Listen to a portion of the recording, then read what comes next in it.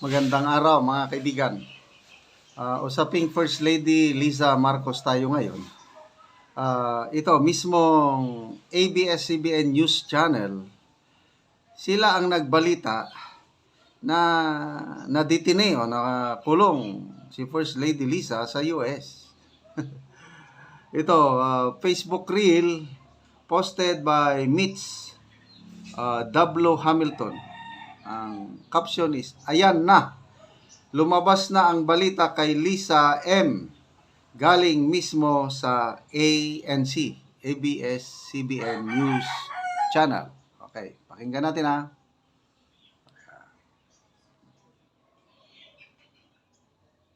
In the U.S., First Lady Liza Araneta Marcos has been detained in Los Angeles in the U.S. First Lady Liza Araneta Marcos has been detained in Los Angeles in the U.S. First Lady Liza Araneta Marcos has been detained in Los Angeles in the U.S. First Lady Liza... Although, ang pag-ano nito, pinutol na lang. Kailang, itong balita na ito is inilabas noong March 13, 2025. March 8 ata yung naipabalita na namatay nga si Paulo Tantoco.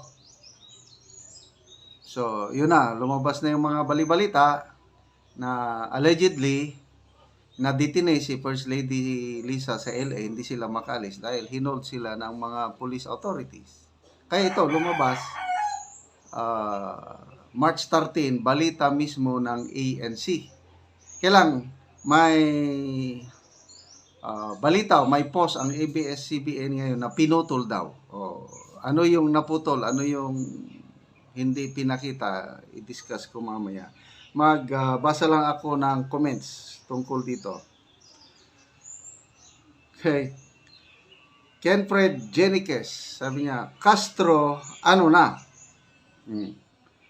Filiogen Balatero, fake news pa rin yan. Hey, tanong natin si Claire Castro, dito na daw sa Pilipinas.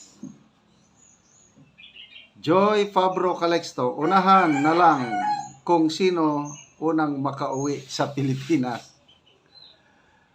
Paul of Surprises Vlog, ano kayang masasabi ni Castro dito? Kasi yung paulit-ulit sinasabi ni Claire Castro na nakauwi na. March 11, nagkausap nga kami. Mayroong interview ni Ted Pailon kay Claire Castro. Yun ang sinasabi. Nakauwi na, Sir Ted. Nagkausap kami. March 11, umuwi na. Ito, March 13, na balita. Arlene Rosasenya, ayan na. Buti nga, diyan makauwi dito. Sabi, iyakan na, hindi na makauwi ng Pilipinas. Buti pa si Daday Digong pauwi na. Adilo Honrehas, tumanda na ako at marami na ring mga First Lady na nababalita pero ngayon lang ako nakarinig na First Lady na detained. Nakakaya ang bansang ito na dapat maipagmalaki, hinangaan ang mga Pilipino sa lahat ng larangan ng trabaho at isa ako sa saksi dahil dati rin akong OFW. Emma Crisostomo, if true, why? Why is taking so long for her release? Any update? Ito, yung nabasa ko lang, I'm not sure kung totoo, yung medical examiner na nag-examine sa bangkay ni late Paulo Tantoco, nag-request ng drug examination and it will take months. 3 months ata bago makuha yung resulta. Kaya, I don't know, bakit kung totoo na na-detain siya o nandun siya, bakit hindi siya makauwi kagad? Ako nagtatanong din, bakit hindi pa pauwiin kung nandun siya sa US? Kung nandito naman siya sa Pilipinas, bakit hindi na lang mag-live interview? Yun naman lang ang solusyon, live interview, para matanggal na yung speculation kung nasaan talaga ang First Lady. Esther Ramirez, sabi, di ba? Tama ang ibinalita ni Maharlika at ibang vlogger na sa Amerika, karma is real. Jemmy is timada. Madam Claire, show your evidence na si First Lady nandito sa Pilipinas. Puros picture lang ang evidence. Walang live interview. Connie Kongdon, lumabas na rin ang totoo. Walang usok na nakikimkim.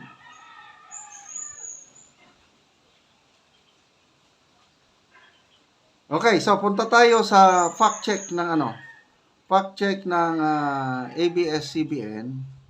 Sabi pinutol lang daw ito, ABS-CBN fact check. Hindi pa pala ito.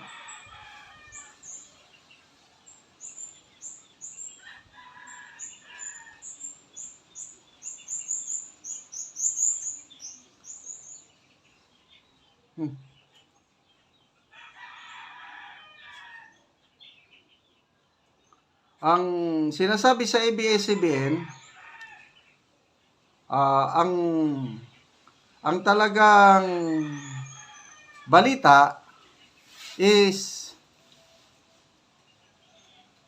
yung Malacanang dininay yung balita na yun. Na pinasinungalingan yung balita na yun. Yun ang kwento ng kaya nga fact check. Hindi pinutol o tinanggal, dininay, laban bawi. Binawi ng ABS-CBN yung balita na yon. Kaya lang, very clear man na sinabi. Ulitin natin ito yung sinasabi kong fact check eh. Ba't hindi lumalabas? Wala.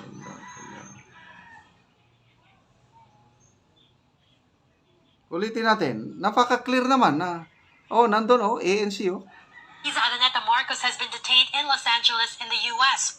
First Lady Liza Araneta Marcos has been detained in Los Angeles in the U.S. First Lady Liza Araneta Marcos has been detained in Los Angeles in the U.S. Yan ANC First Lady Digital. Liza Araneta Marcos has been detained in Los Angeles. Ang pangalan ng newscaster nabasa ko. Basta na-i-vlog ko na. Ong ata. Certain Miss Ong o Miss Ang. So, sana once and for all, matuldukan na itong issue na ito. Nasaan ba talaga ang First Lady? Hindi ko rin alam. Naguguluhan na rin ako. Sana magpakita na sa isang live interview. Okay mga kaibigan, salamat sa inyong pagsubaybay sa ating channel. Nakakatulong kayo ng malaki sa Tribong Talandig ng Bukidnon. Dahil namimigay tayo out of our salary sa channel nito. Namimigay tayo ng yero at pako sa tribo para ma-repair ang sira-sira nilang bahay. Panoorin nyo ang video na ito. Mauna ni ay ang kadtong yero nga gideliver nga 150 ka buok og karon among ning i-distribute ibahin bahin namo sa kada usa nga magbalay. So usapod ni si ante sa matagaan namo og gero kay ang iyang balay ingon ani na ang kahimtang og atong tan-awon ante sa sulod imong balay. Mauna ni si ang balay ni ante nga matagaan namo og gero. Mga luag na gid kaayo ang bulsot sa iyang balay og kung mag-ulan o wala na daw nila ani masilungan kay makita man pud nato gid nga bulsot na gid kaayo. Og karon ante unsa man imong maistorya nga natagaan na ka og pero lansang pako Plincent og karon dili na dayon ka maulanan kung makatop na ka. Salamat gid kaayo sa inyong kuan. Salamat sa Ginoo og labi na sa nagatan-aw sa video. Salamat kaayo sa inyo ha. Oo, nga natabangan na mo ante. Natabangan ko ninyo. Di na gid ko kakaulanan. Salamat kaayo. Oo, di na ka maulanan. Labi na nga ingon ani ante ang imong balay. Oo, labi na nga mailisa na ang akong. Mailisdan na karon ang imong atop. So mag-atop ra mo karon. Mag-atop ra mi karon kay para kuan ron. Oo. Salamat kaayo sa inyo. Oo. Labi ante kung gabi asa man mo matulog diri lang gihapon. Di nagyapon mi. Ang ulan Gantos na mi sa ulan. gasaluron lang. Gasaluro na nabog kuan baldi. Balde. Muna ni ang balay ilang ante. So lisod gyud kay ang ilang meron nga putol namang gyud ang uban. O kuan gyud kanang tuluan na gyud sila kay makita gyud nato sa ilang atop nga daghan na kayong bulsot-bulsot.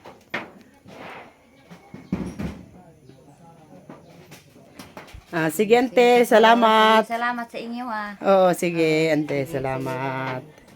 Oo.